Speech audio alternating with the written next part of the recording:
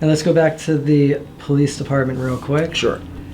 Now the next thing is the issue with the speeders. Mostly the concern is with the parking lot takeovers. A lot of them go to the car wash by Cracker Barrel. A lot of them used to go to the Home Depot lot. I believe that's why now they turn off the lights at night. And a lot of them, I believe the previous week, were at the back part of Walmart launching fireworks. And at that same time, I had seen police officers in the front of the store.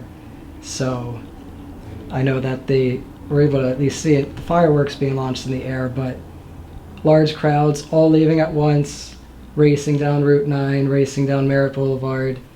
And luckily it hasn't caused any major car crash that we know of, but again, that goes back to the traffic issues with people getting hit on Route 9 already. So is there anything that the police department can do to address that issue? The one where they car wash by Cracker Barrel, that's in the village of Fishkill. So that's we can check it out, but usually that's their domain. I am aware of the Home Depot one. There was something about a month ago there. Last year they were hanging out where the old movie theater was, where the Boston Market was. You're just telling me about Walmart. I was unaware about Walmart. Anybody has any questions or sees anything, call the police. This is what we're here for. Call the police department. Hey, listen, there's a bunch of kids doing donuts, speeding up Route 9D. That's what we're here for. Call them. We have full manpower now. Call them, and we'll send the cop cars out there. As long as they're not on other cars. From the 12 to 12 shift, we put out 3 cars. Okay? So something happens at 9 o'clock at night, unless all 3 are on a call, we're going to send a car there. And if we can't send a car there, the state police or the sheriffs can back us up to come down there and look at it. We have removed big crowds from Home Depot and from the area by the strip mall where the Boston Market was located. We do that. You see speeders, call the police. We can do that. It's not a problem. I got one gentleman that calls me from the complex in back of Walmart. He's got his window open. He hears the motorcycles. He lets me know. You can send me an email. I check my emails. It's about 12 o'clock at night. Every day, holidays, when I'm on vacation, I can do 90% of my job on my phone, not from this building. So if you got a problem where you call the police at 8 o'clock for a traffic concern and you're not hearing anything, it's 10 o'clock and no one's coming around, send me an email. I will call the police department and send somebody down there, or find out why they can't go there, and they might say we're doing an arrest from Walmart or something else, and at least I can tell the resident why there's no coverage. Because the priority with police is to protect the public, protect lives, and prevent crime. And then third is traffic. So if somebody's having a heart attack, we help that person have a heart attack over somebody stealing something out of Walmart. Somebody's stealing something out of Walmart, and it comes before we do a traffic ticket. So there's a sequence of priorities you're an ambulance guy, so you triage. It's basically triage. But supervisor at fishkill-ny.gov. I check my emails religiously at least once an hour. It's about 11 o'clock before I go to bed. On weekends, holidays. If you call the police and they're not doing anything for you, you let me know and I'll find out that reason. And you heard it from Ozzy directly. Yes. That's why we have a commissioner now. I'll call the commissioner and say, Commissioner, go in the police department and find out what's going on. That's good. Yes. Now to follow up on that, do you know any improvements or support that are being given to the fire departments, the police, or EMS for the town? Yeah, we support our police department very well. We got a drone coming, so they're going to make an announcement on that. So the officers are being trained how to use a drone.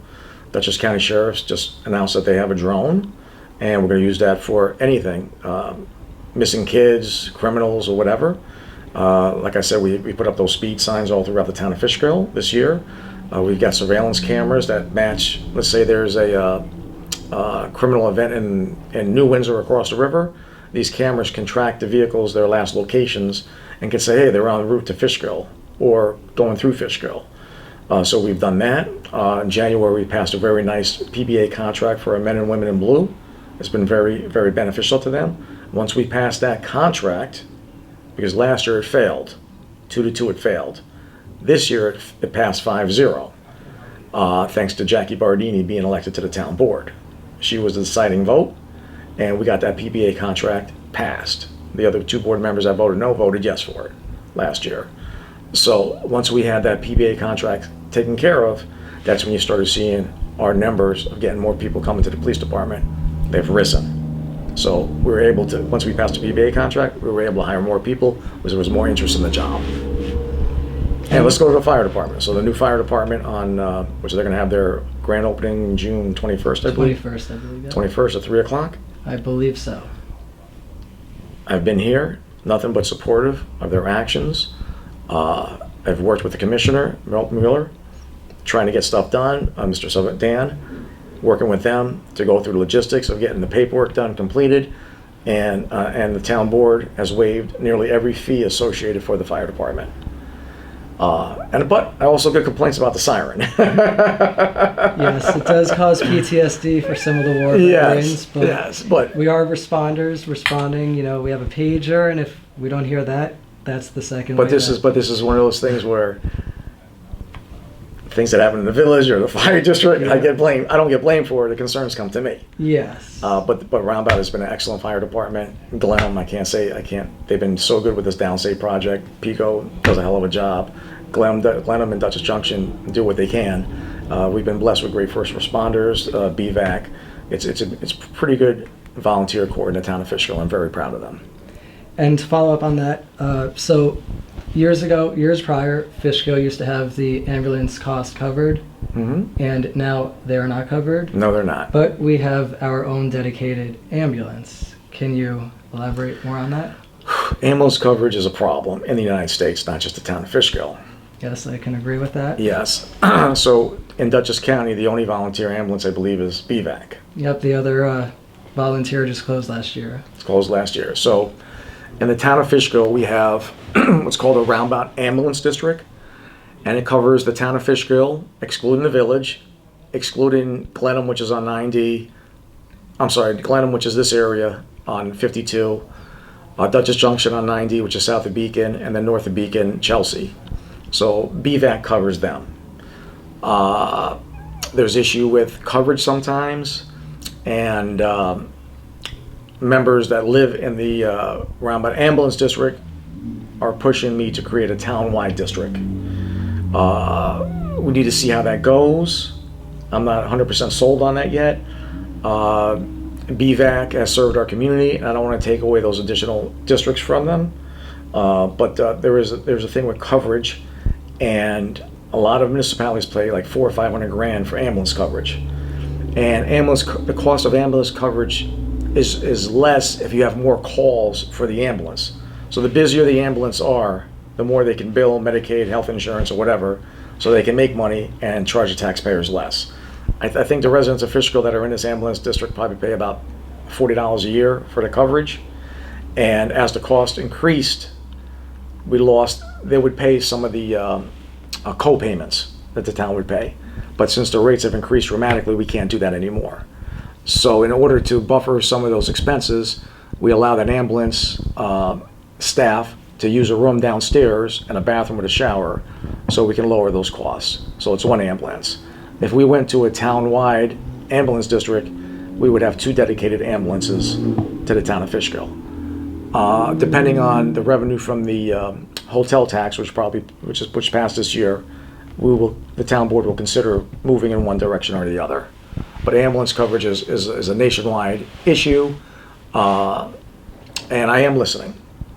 And it is possible, depending on what happens in BVAC, what happens with what do they have in Beacon, the city of Beacon? That goes by Beacon Fire, and then the ambulance. Ambulance has their coverages, contracted. so they have a contract there. And I believe the city of Beacon gives BVAC some money once a year. Yeah. So the difficulty is they kind of want me in those 3 districts to give BVAC X amount of dollars, but I can use those dollars to stay within the town, and I can control it. The town board control it, where there's some other entity. Yes. So it's not friction between BVAC and the town, it's reality of who controls what. And there's also the issue with it's the city of Beacon and BVAC, so their main priority is going to be to respond to Beacon, and their second priority will be the responding to the secondary districts. Yeah, and really the problem with ambulance coverage is a lot of people are using ambulances for transportation for stupid stuff. You do it. What do you get calls for? The most ridiculous calls are, of course, for lift assist, that are for facilities that have staff to specifically help with patients being picked up. So we get called for that.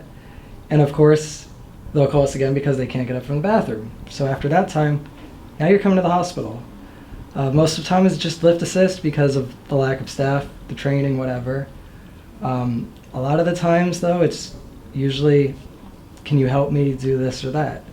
So by that being taken away from major aspects in a way, you know, these little things, they can definitely be avoided. Mm-hmm. And that needs to, you know. And that's the problem. So let's say an ambulance, any ambulance. So you have, one town has one ambulance, and the ambulance has to go to somebody for a lift assist. And then somebody has a heart attack over here.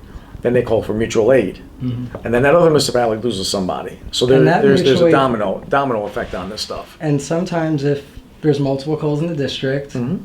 where BVAC is going for ALS, advanced life support, but right now they're currently basic life support. Yes. So if someone sprains their ankle, BVAC will respond, but if someone's having a heart attack, you know, ambulance will go and help them out. You know, that being said, they're both on calls away from the district. Correct.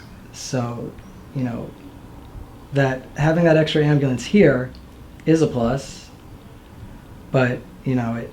But we like I said, the town board, I voted against the hotel tax. Town board... Can you explain that as well afterward? You got it as a question? Let me just... We'll get to the question, I'll tell you, we'll get to that. The last question for emergency services, which this question, it confuses a lot of residents, is, are there concerns regarding the fire district funding or overlap between the agencies, such as Glenham or Dutchess Junction? Fire districts are their own taxing entities. The town has nothing to do with them.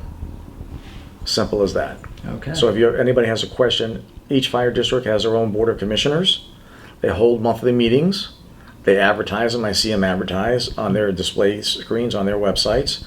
Anybody that lives in a fire district that has a concern about a fire district, I urge them to go to their fire department, ask to speak to someone, or go to one of their meetings. I am 100% confident that every commissioner in the entire town, regardless of their fire district, will be happy to see the resident and talk to them. We have very good staff in every fire department in the town of Fishkill.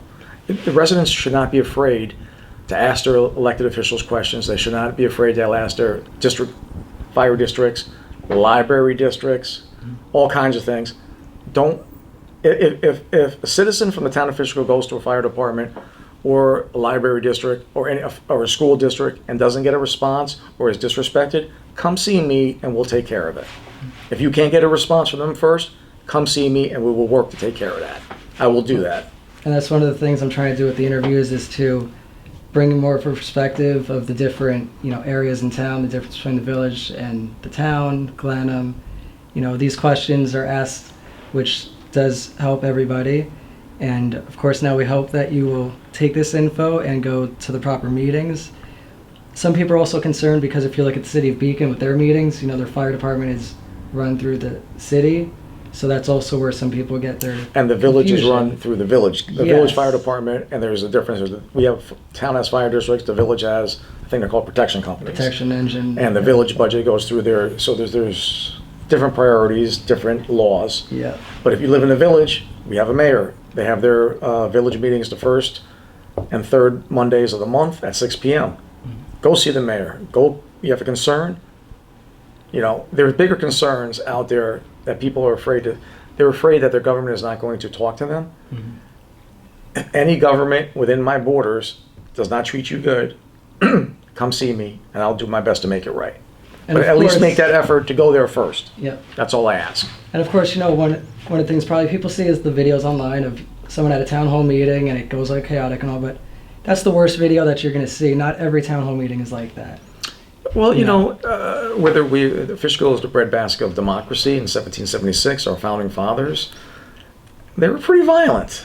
So I toured the Van Wyck home, chaining the people up to the tree, the whipping tree. Yes, they were pretty violent. And if a resident of the town of Fishkill wishes to come and express their pleasure or displeasure of something going on in the town of Fishkill, they're welcome to do that. Prior to me being supervisor, the privilege of the floor did not occur until probably about 9 o'clock at night. Our meetings start at 7. We go through some perfunctory beginnings, so around 7:05, 7:10, you have the privilege of the floor for any town item. So you can get here at 7 o'clock, 7:10 you can speak, say what you want, and go home. It doesn't get more convenient for that for open government. Yep, they don't have to sit and listen after they speak. And there's no time limit. So if you got to speak for 4 or 5 minutes, 10 minutes, half hour, watch my meetings. There are people that literally spoken for a half hour. And I let that because I believe in the First Amendment. And I might disagree because a lot of people don't have the information. They come and ask, and it might be some other problem. But at least they have the opportunity to be spoken, and they've given their respect because they're taxpayers and they're residents of the town of Fishkill. Then there's a second portion of the meetings after we discuss things, before we vote on passing resolutions. There's a second period, privilege of the floor for agenda items, meaning you can speak again regarding what was said during the agenda. So if we speak about an item, number 5, and you don't like it, you can say, I don't like item 5 because of this, this, and this, and you get to say something before we vote on it. So you have the opportunity to address the board before we vote on something. Your government here in the town of Fishkill is as open as it can get.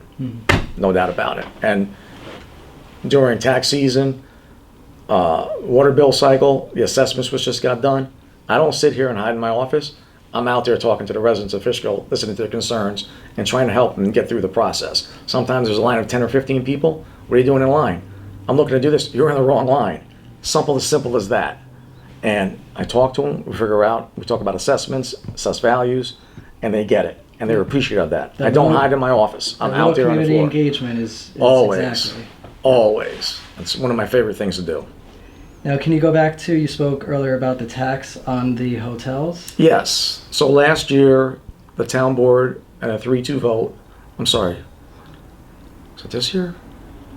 On a 3-2 vote, myself and Councilwoman Bardini voted against the hotel tax.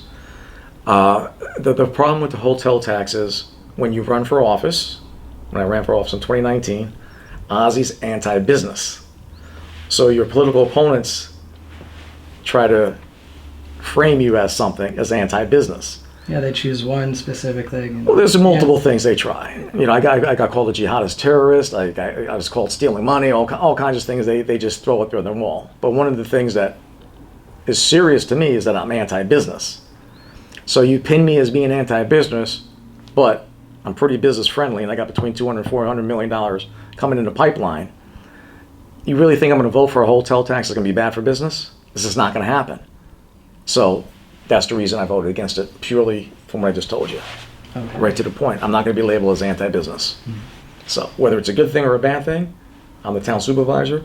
As one of the councilmen mentioned at the board meeting, I'm going to take advantage of having the money. Yes, I am. But it's going to be for the benefit of the residents of Fishkill, which we talked about maybe expanding the ambulance district and maybe having ambulance coverage, very low cost to the taxpayers. But that's the reason I'm not going to let anybody frame me. Say, we told you he was anti-business. He passed the hotel tax, even though the majority was from the other party. You get it? Yeah. So even when they change the budget, you still get blamed. Yeah.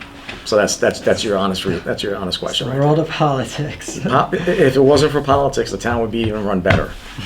Yeah, our budget would be even stronger. That's also why there's the village and the town, because of the issue with taxes back in the day. Yeah, so village residents pay town taxes so they can vote in the town elections, but town residents don't pay any taxes to the village, so that's why town residents can't vote in the village. And that's why you have village people that could be on the town board, Yes. but not vice versa. Anybody can run for office in the village. You have to move to the village, I believe, within 6 months. Okay. So you can be an outsider and run and win, and I'm pretty sure it's 6 months. It's been a while, but you can run for trustee or mayor, but you got to move in within 6 months. But it might be you have to live in that town. I'm not sure of the details, but there are other ways of doing it. Okay. Yes. Interesting. Mm-hmm. Just helps with the issues and the transparency throughout the two, as we've spoken about. The next issue raised concern by Anthony G. and Marta D. is the panhandling and the costumed individuals around town. Residents have reported instances of panhandling, especially outside of Walmart Merritt Boulevard, where there was a sign that literally said no panhandling. And then there is the issue that has been raised about the costumed individual who is in between traffic on the median with plastic weaponry. All right, you ready? Prior to me becoming in office, we had no laws regarding panhandlers. We created 2 laws, one being in a public space and one being in private property. So for example, you're allowed to panhandle on the state roads as long as you don't interfere with traffic. The second being Walmart is we have to get the private property, the property owner has to give you a warning. The second time you get the police come, and the third time we arrest you. So we place into laws to deal with panhandling. If any citizen sees any panhandler, especially on a state road, being aggressive, like walking across the lane, putting a cup out, that's illegal. If they're at Walmart on private property, Walmart has to ask them to leave. If they refuse, then we can make them leave. But they get a warning. They get like 2 warnings. We already passed those laws. Any residents has any concerns with any type of panhandlers, call the police. We've passed the law. We can enforce the law. The cops just don't drive around looking for they're doing stuff. So I understand you might see a cop car go by somebody that's panhandling, but unless somebody's complaining, they might have something else better to do. Like I told you, the sequence of events, the priority, the triage, what might be more important, a panhandler would be pretty much at the bottom below a traffic citation. And considering the But if you amount of call, homes- a cop will come there and do something. You considering got to call the amount- police. The amount of homes in Fishkill and the amount of police that are out there, you know, they have to give or take on the call log and when they're available for free. Yeah, but the point being is, we've heard, like you talked about the cement plant. We were proactive, we passed the law. Panhandling, we were proactive, we passed the law. All it takes is a citizen to call, hey, listen, I just went by, the guy walked onto Route 9, I almost got in a car accident. We'll send a car out there to investigate the person. Walmart's a little different. Walmart's got to say, get off our private property. Yep, So that explains that. So we passed 2 separate laws on that. But we're not going to, nothing's going to be done unless a citizen calls the police department. Or someone calls Walmart or goes into the Walmart and the desk, hey, you got some panhandlers, get them out of there. You call the police. Gotcha. So there's 2 separate laws because we have to protect the First Amendment.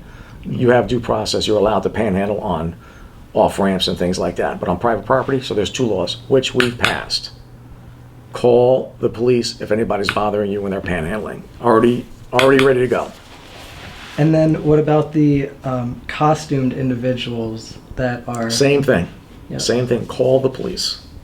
Now, is that a violation of state or anything by having somebody in the center of the median on the highway?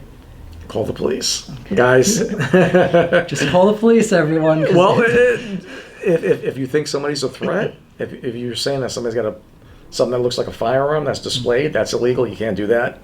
So there's reasons to call them, and we've already passed laws to deal with the panhandlers. It's there. All it takes is someone to call and say, this is what's going on. If it's on private property, we have to get the private property owner to give us permission to remove them. And that's the right way to doing it. So the law's already been in place. Call our guys, our men and women in blue. We'll take care of it. Good. All right, so we're coming down to the last few questions. The next topic is the town finances and budget. You spoke a little about this earlier, was the acquisition of new town vehicles. The town board approved I believe, $1.1 million bond to finance the purchase of new trucks for the highway department. Can you please explain the rationale behind the purchase and the benefits for the town operations? Absolutely. So it's really a lease agreement that we're going to own those 3 trucks. We haven't purchased, we're talking about the big plow trucks, the big ones. They're about $350,000 each. The town hasn't purchased any since 2016. They last about 10 years. During COVID, the supply chain, we had to order things, and all of a sudden they all came at once. So we got these 3 trucks, and we have another 2 trucks that came last year when we did a 5-year capital bond, which I voted against because of the 2023 budget, which was amended against my wishes, which has created somewhat of a, not much difficulty, but a concern. So we bought the 2 trucks and a 5-year capital ban. We only have 2 years left on that ban, which we pay about $450,000 a year to pay it back. So that'll be off the list, that $450. This current one's going to be about $250,000 a year for the next 5 years. And the reason, number one, is the trucks needed to be replaced. Haven't been replaced in 10 years. They all came at once. Luck of the draw. And we have to keep our employees safe in vehicles and our residents safe in vehicles that are properly maintained and equipped. And as I mentioned earlier, the vehicles, the infrastructure for the highway department comes into play where we protect our aquifer and lower those rates to prevent the need to build a reverse osmosis plant for $10 to $15 million. So these dollars are well spent and well rationalized. And when I do my state of the town, I'm going to do it at the town highway garage. Last thing we're going to do is pave it. We've invested in a new salt shed, a fueling station. There was a fire when Carmine first got in office. You're talking, everything is brand new in our building. We are going to have the premier highway department, probably in the Hudson Valley. Equipment, vehicles, infrastructure, town hall, police station, recreation department. Those costs are not existing in the next 10, 15 years. We've gotten everything done. And the main reason we made these investments in the highway department is to protect the aquifer, to prevent the need for building a reverse osmosis plant, which would cost over $10 million. So I'm willing to have that debate. And what we did, so a budget, your town budget, there's multiple lines. So just think of it, I'll make it simple. Let's say you're at home and you have 4 checking accounts, okay? So 3 out of the 4 are pretty good. 1, the highway department, is a little low because we spent a lot of money in the reserve funds. So this year, I'm going to present the budget to see if we can get back up. The reserves should be around 10%. We're down to about 5%. I want to bring that back up and figure out what the needs were to pay for these loans and stuff like that. We got the PBA contract that was voted on in January, 5-0 of this year. We have the highway department budget contract, which was passed 4-0 in December of last year. So they're paying for the vehicles. So these costs are in. We also built myself and Carmine built an 80 by 80 garage for highway, and we did it in-house. Cost us about $600,000. If we put it out to bid, probably would cost double. So we saved about $400,000 or $500,000 there. We purchased a sign machine. We're doing all our new signs. Our street signs are going to have our town seal on it. And we're going to put them up in places where they have Beacon and Fishkill, Wappinger mail addresses, so people know where they live. One of those type of things, so you avoid that type of confusion. It's one good thing for this. It continues to happen. But the key here is, yes, we spent a lot of money upgrading highway, upgrading the trucks, which we needed, and they all came at once. It is what it is. We upgraded all the parks. All these costs are done. So the only thing is to reevaluate how do we get those reserve funds back up, and we take it from there. We are in awesome shape for the next 15 years with no major, there's nothing where they can come to me and say, we need to build this, this, or that. There's nothing there. It's done. We're down to, like in this building, we have to do this building in the police department, the only issues we have here is HVAC stuff. So you're talking heating and air conditioning stuff. That's it. There's no major big projects that are going to come through the town. We're in excellent shape. That's good. Mm-hmm. All right. So speaking on finances, we'll go to the town finances and possible tax increases. The 2024 adopted budget indicates a tax levy increase of approximately 4.28%. Is that actually... Where did you see that? We were below the cap. That's what somebody had posted. I just looked it up and it was at 4.28. Where did you see that?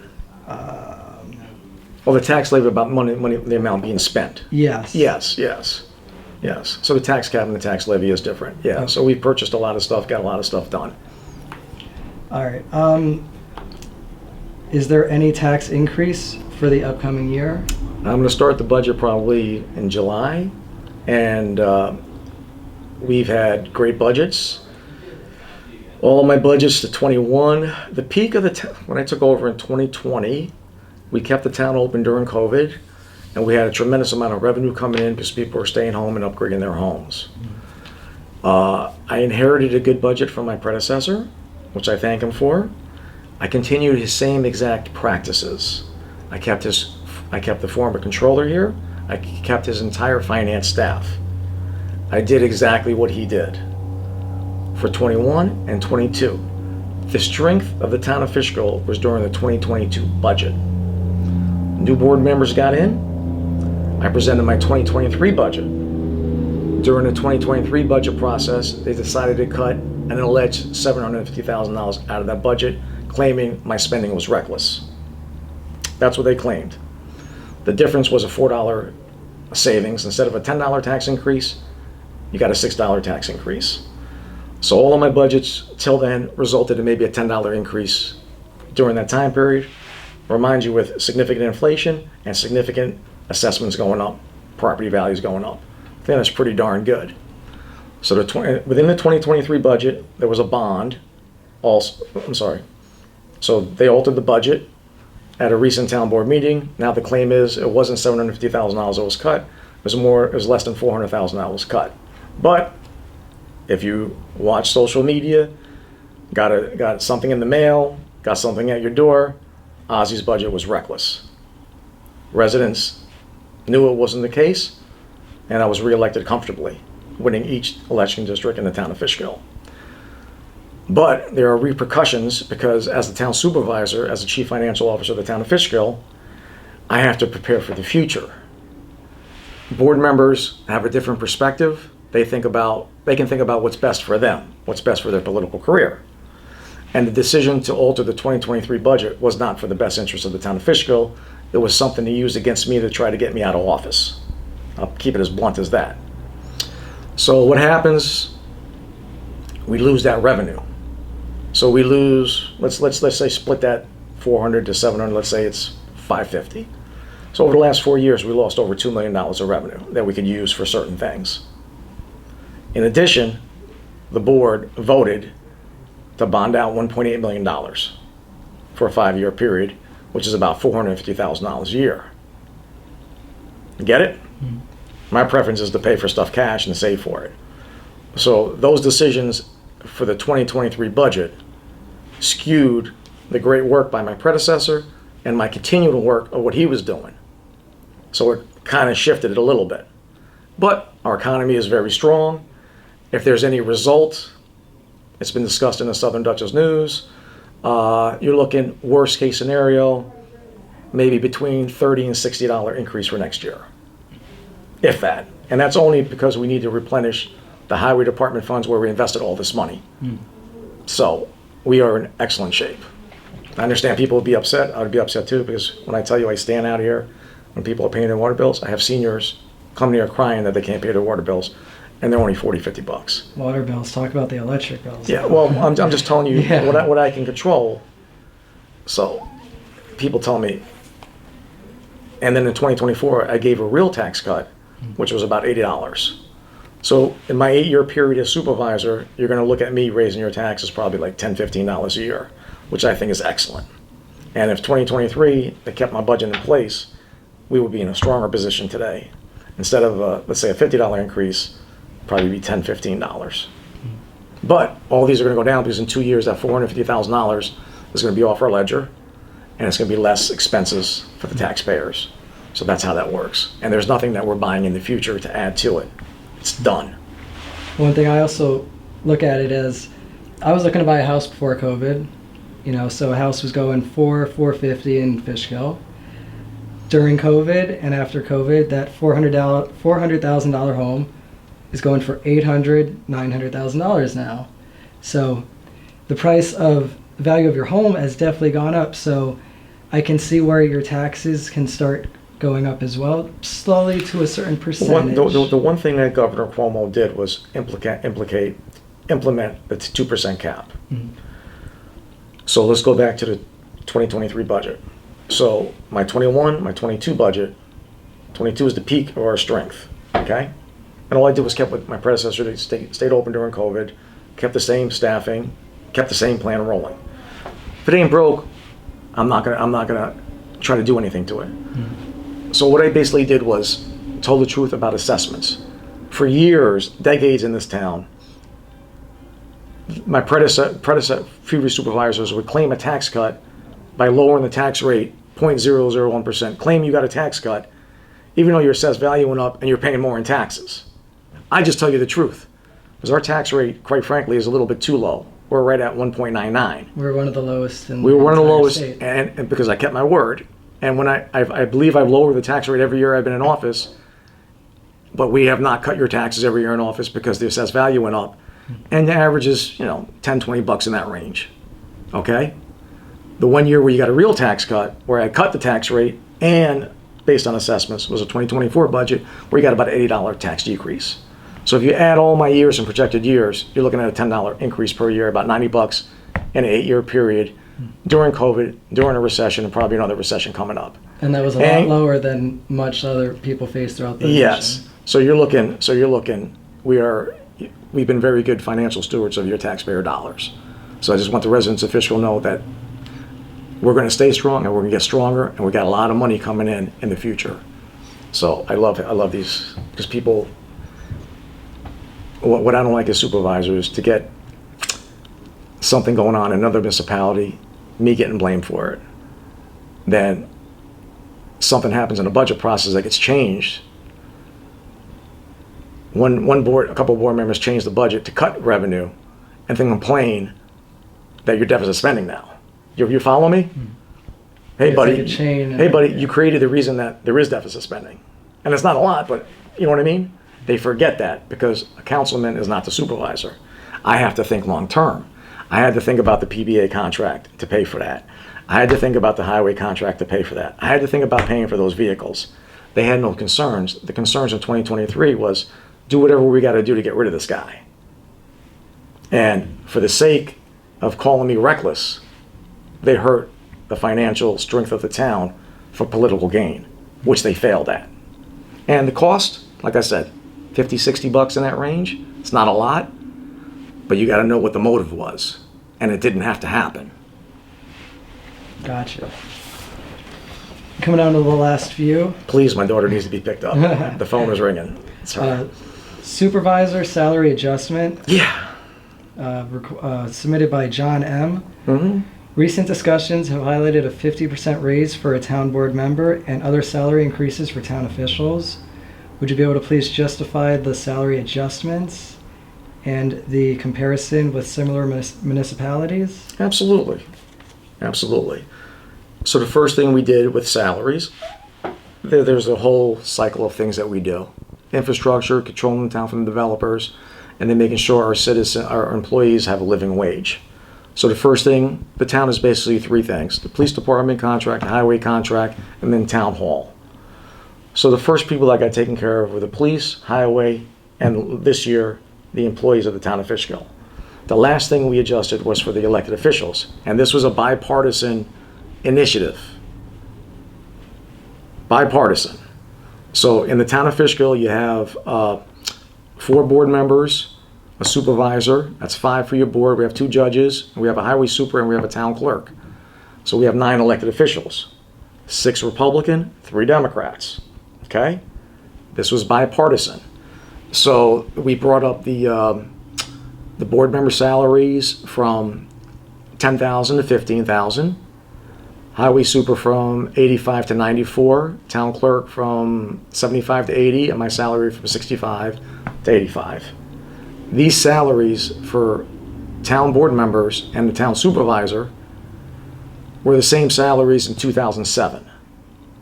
The previous supervisor who lost a primary cut everybody's salary on the way out of office, and they kind of stayed stagnant along the way. So after we took care of the employees, took care of the town, the elected officials on a bipartisan initiative were brought up with everybody else. And our salaries are not high at all.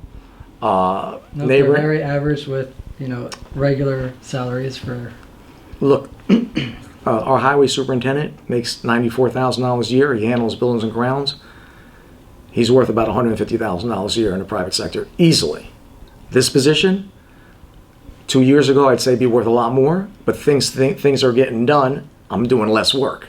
So it's weird when you accomplish things, there's less work to do. But that's the $85,000 was the salary for the town supervisor in 2007.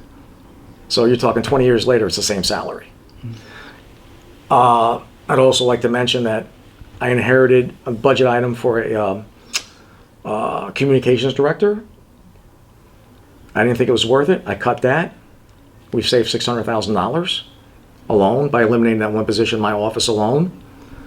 An individual made a comment about my secretary, my new secretary, getting a $10,000 raise. It wasn't a $10,000 raise.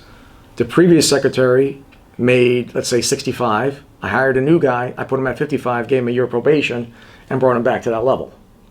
But there's some type of conspiracy of doing that to see if they worked out. So that was that. And then based on healthcare, I get a medical buyout. In the last 6 years, as supervisor, I saved the residents of Fishkill at least $120,000 on that. And my secretary has buyout too. He saved the residents of Fishkill another $40,000 a year. So there's cost savings just in my office alone. We could use an extra deputy town clerk. We don't do that. We could use a deputy assessor. We don't do that. We can use an extra building inspector. We don't do that, saving taxpayers money. We're pretty much a real lean, efficient machine in the town of Fishkill. Carmine and the Highway Department cut down 2 part-time guys because things are getting done. There's not a need for it. The only thing that we really lose money on is on our rec center with the seniors, but that's what the residents want, so we continue to do that. That's happened before me and continues now, because that's kind of, it pays for itself except for the employees, which we pay for. But in a community like ours, sometimes you got to do what you got to do. Give back to the community. You could have a community that's nothing. That's a veteran community. Or you can have a community that takes pride in its history, pride in its veterans, pride in its law enforcement, proud of its teachers, proud of your neighbors, your seniors, your young kids, and you invest in it, and you have a community like ours. Or you can be bland and just work to put more high-density housing in and just build the revenue up that way. So I think the shift to the way I'm doing business is better than how it was done. And now we'll finish things off.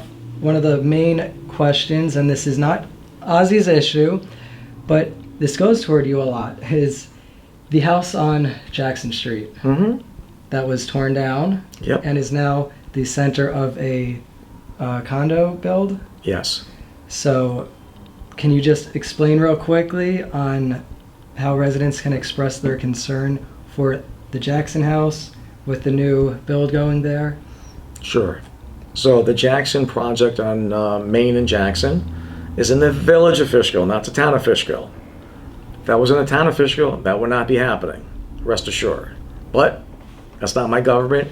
I don't interfere with government, other government entities. Like I mentioned earlier, village board meetings are Mondays, the first Monday and third Monday, first and third Mondays of the month at 6 o'clock at the Van Wyck Hall. You can ask the mayor or any trustee any questions there. They'll have the answers for you. I don't know how the process came. I know the historic Judge Jackson house was built in 1799. I know the initial plans were to move the house to the corner. Allegedly, the house became unsafe and it was knocked down for safety reasons. That's the official reason. The other speculation, I'm not going to speculate to that. And I believe about 60 luxury homes are going to go in there.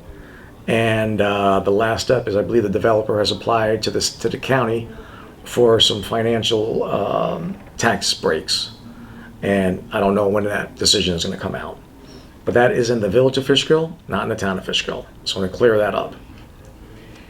And real quickly, what is the best way for residents to get involved or voice their concerns? It depends what you want to do.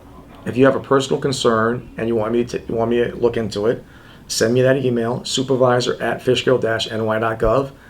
I answer on weekends, holidays, and if it's important, 11 o'clock at night, I'll get back to you. If you're interested in community, running for town board, and if you have an interest of helping the residents of Fishkill over everybody else, I will direct you to the right political party to go talk to. Okay? Because quite frankly, both political parties, major parties in the town of Fishkill, are like fire departments. We could use the help. It's not like what you watch in Washington where you got these big apparatuses. It doesn't work like that. View local government like, if you like baseball, the major leagues would be the federal government, AAA would be your state government, AA would be your county government. We're single A. We don't get the same emoluments and the same power that these bigger entities with the money they have. Your local parties could use help. So regardless of what party you are, and you want to be a positive asset to the community, I will direct you to the right way. Occasionally we have openings for planning and zoning board.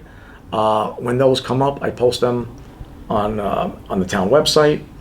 There might be one coming up for the zoning board, but we might have somebody for that position. But in general, we ask for public participation. We have food pantries. We have Little League. You have our places of worship. So there are things that we can do as a community, and we do use our email system to promote those type of events. There's people that we allow to put bins out for animals, food, all kinds of things. You have the gardening club. The gardening club is for our ladies, the Verplank Gardening Club. These ladies are phenomenal. They keep this town hall campus in immaculate shape. So if you're a senior lady and want to get involved in that, I can always set you up to where I can take you to the person to see. And how can veterans of the community, if they need for help with any of their veteran benefits or anything like that, who can they reach out to? Yeah, so we created a veterans committee. The chairman is Virgil Capillari. And if you need a veteran benefit, send me an email and I'll forward that to the chairman of the Town of Fishkill Veterans Committee. Yes. Wonderful. And real quick, for people that want to attend or participate in town board hall meetings, how can they learn about doing that? Our meetings are the first, well, they're usually the first and third Wednesdays of the month at 7 o'clock at Town Hall. But June, July, and August, we only have one meeting a month because of the summertime. So I will go on the town website, go to meetings, it'll tell you the dates, and then we usually put an agenda packet on there so you can see what's being discussed, and usually I put an attachment on there to what's being discussed and why it's being discussed. My first 4.5 years, our agenda packet was this thick. Now it's about that thick. And it's getting that thick because we're getting stuff done and there's less to do. Your government apparatus, your government is doing less because there's less to do because things have already been done. You follow me? Mm-hmm. It's a good thing. It's a good thing. So our meetings used to go 3 hours a night. Now we're an hour and a half because there's less being done. We spend probably, at the last town board meeting, people speaking from the public spent more time speaking than the town board spoke. That's my commitment to open government. Now, real quick before we end, what made you want to serve as town supervisor? I never wanted to be town supervisor. You heard it here first. Yes, I wanted to get people in government that would take care of the citizens over the developers. So I tried to get people to run under my party ticket. They were unsuccessful. I tried to get people to run on the other party ticket, and they got elected, and they just didn't. They still prioritized the developers over the citizens. And for a 20-year period, I attended probably hundreds of town board meetings, coming to town hall as a citizen, taking my time to learn what's going on, and eventually the only person that could do it would be me. And I decided to run for office in 2015. I lost that election by 16 votes. My next election in 2019, I won by 96, very close margins. And when I won, I became the first Democrat in 60 years to win a seat, supervisor seat. The only Democrat since 1913 when they created Beacon to have a majority of the board. So the town from 1913 when they created Beacon to about 1920 always had a Republican supermajority, meaning at least 4 Republicans and 1 Democrat, maybe a councilman or a supervisor. But unless you have 3 votes, a supervisor has some power because I run the daily operation. But a single council person, they really don't have to listen to either party. You don't have much influence. So there was a majority, supermajority. So when there was a change because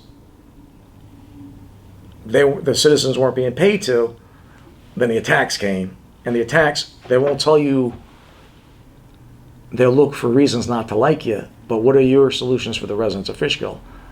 They've co-opted almost everything I've said and done, where you're not going to get a zoning change unless it helps the benefit of the citizens of Fishkill. These are being cemented as we go. And that's why I ran for office, because no one else could do it. And people are mad at me. Only reason I got in here is because you didn't do what the citizens want. I want to emphasize that, okay? Because how I did this was extremely hard. I've had In 3 elections, probably $300,000 spent against me, and I spent about 30 grand. I've been slandered on social media like crazy, and then my re-election, where I was accused of being bad budgets, that was all in social media, accused of using taxpayer monies to pay for lawsuits, which was a lie, slandered bad. It didn't matter. And this is why when I tell you, I really don't have to do these type of things, because my communication with the residents is what matters. I do this because I want citizens to learn how their government is. I want them to participate in government, and I want future supervisors to be held to the same standard where they're accountable to the residents of Fishkill. So I have bigger plans. I passed term limits, and I can't be here much longer. Maybe one more term and I'm done. And there's going to be a new supervisor. There's going to be new board members. And it's a good thing. It's a healthy thing going forward. So no, in the beginning, no, I didn't want to run for office, but sometimes you got to do what you got to do. What's that old proverbial? Do it on the pot or get off the pot. And when you see people complaining, why don't you run for office? Why don't you put yourself out there and get slandered for nothing? Put your reputation at risk. They won't do it because they're cowards. That's why they won't do it. And what are some of the accomplishments that you're most proud of since taking office? Oh, the biggest accomplishment is taking the town away from the developers and having the citizens run the town. Close second is rebuilding our history, the Chief Nimem statue. And that was a close vote. That was a 3-2 vote. That almost didn't happen. Promoting our history, promoting our veterans, supporting our law enforcement, rejuvenating all the parks, saving the taxpayers money by taking care of remedial problems from the health department. The list goes on and on. And then finally, what's been the most challenging issue you've had to deal with in Fishkill? Challenging issue. Let's see. Well, COVID was a challenge because it was unknown, and we handled that very well. We kept town hall open, which brought us to our financial peak, believe it or not. People were having problems receiving those test kits because they were working, so we broke it down to where we took care of the seniors first. Then we had during business hours, then we had evening hours, and then we had hours where I believe we did it on weekends to make sure every resident of Fishkill got at least one kit and access to the kit. That was a little challenging. It's challenging every year. I'm always concerned about somebody getting hurt, or police officers getting hurt in the line of duty, or employees breaking a bone or something like that. So I pray every night that everybody makes it home safe. But challenges come and they go. The only challenges I don't like is I don't mind constructive criticism. Hey, Ozzy, I don't like the way you're doing this. But the best one is, I don't like how you're doing, but I understand where you're going with it. They know where I want to get to, and they like where I want to get to. They just question how I'm getting to the spot. That's constructive criticism. I love that, and I do change. I never knew anything about pickleball. I go door to door. People talk about pickleball a lot. What do? I get on pickleball. I don't know these things. I change. What I don't like is just slander with no purpose, with no better idea. And it's a challenge for me to hold my tongue on that. And I'm going to refrain a little more going forward. But I don't like people saying things that are not true because they can hide behind their First Amendment right, especially people that don't do anything for the residents of the town of Fishkill. They have no accomplishments. My accomplishments are high. They're positive. The citizens of Fishkill have never had it better in this town. There might be one thing here, one thing other supervisors have done better, but all totally, I doubt any. We've done a lot. Infrastructure, finances, you name it, equipment, aquifer. I doubt and I read history, and basically the modern history of Fishkill is from the 1960s up. There's nothing really happened before the 1960s, the Revolutionary War and things like that. But there was no government like it is. Modern Fishkill, I would say, began 1970, 1975. And I don't see any town board administration as active participating in our community as it is today. It's really unique, and I'm proud to say we're coming to a point when we pave the highway garage and get the interconnection. There's a breaker board that we got to put in. And maybe that loop system, we're down to air conditioning units, equipment, maintenance, salaries for the next 10, 15 years with 200 to 400 of revenue, taxable revenue with development coming in. We're poised to be in great shape in the next, for decades. That's good. Mm-hmm. Well, that just about answers all the questions that we had for Ozzy today. Wanted to thank you for your time meeting with Inside Scoop, and appreciate everything. I hope that answered everyone's questions. And I have an open government. If I'm here, even with an interview with people, and I see you come in because I keep the door open, I'll tell them to wait and I'll go speak to the citizen. I make the special interest wait because I believe in the chain of command. You come first, town board second. That's what I believe in. And I check my emails, supervisor at fishkill-ny.gov. I check it till about 11 o'clock at night on weekends and on holidays. So if it's something important to you, it's important to me, feel free to reach out. You heard it directly from Ozzy. Yes. I'm James Carney with In Between Two Stop Signs on Inside Scoop. We'll see you next time. Thanks for tuning in. Goodbye.